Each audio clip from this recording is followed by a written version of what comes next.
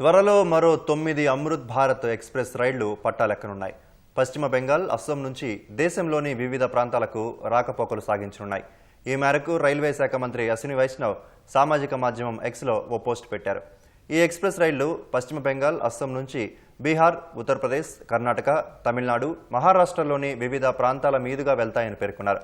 2023 డిసెంబర్లో అమృత్ భారత్ ఎక్స్ప్రెస్ రైళ్లు ప్రారంభం కాగా ప్రస్తుతం 30 సర్వీసులు రాకపోకలు సాగిస్తున్నాయి.